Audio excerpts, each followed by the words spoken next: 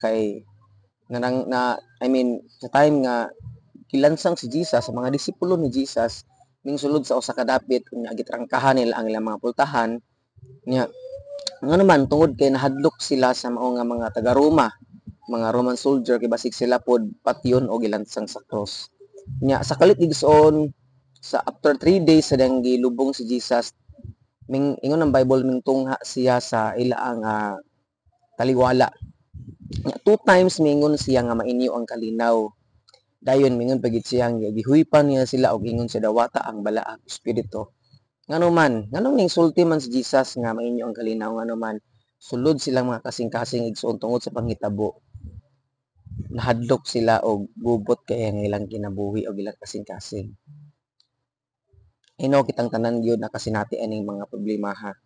Kining hadlok kayo ka matubang sa mga tao, kining daghan kay kadlukan sa kinabuhi. Na wala ka kibaon sa imong buhaton apan sultian ka nako nga sa mga pulong si Ginoo mga igsuon ay mga panahon kung wala nakakibaon sa imong buhaton gubot na kayo ka malimtan nimo ang Dios. Siya mismo magpahinumdom sa atoa nga naa siya og maghatag kalinaw sa atong kinabuhi. Ibaw ko igsoon mura og imposible unya murag di ka motuo. Resultian ka nako ingon ang Bible sa 1 Peter 5:7, cast all your anxiety into Him because He cares for you. Yan pang Philippians mga igsoon nga ayaw kabalaka ang tanang mga butang kundi sa bisan unsang kanang problema sa kinabuhi itugyan si Ginoo pinagis pagampo kay mahatag sa kalinaw sa ato mga igsoon. Uban ang pagpasalamat nga naman kay bawat ang tubagon sa Ginoo nga atong pagpasalamat or pwede nga naay pamaagi si Lord aron tubag kanang aron nga sulbaron niya ang atong mga problema.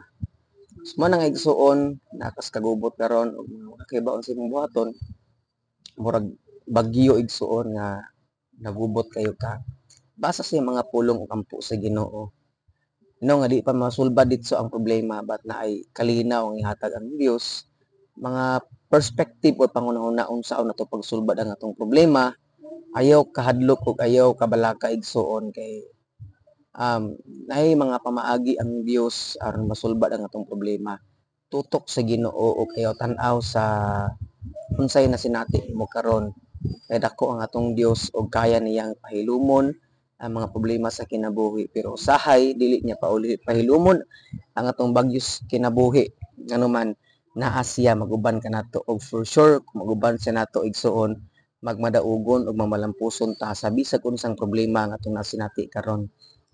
Amen. So I hope nga